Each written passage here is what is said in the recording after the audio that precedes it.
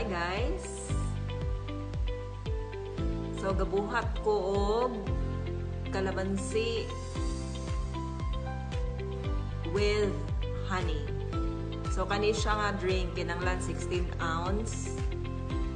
Isagit kada ko nga baso 450 to 475 ml.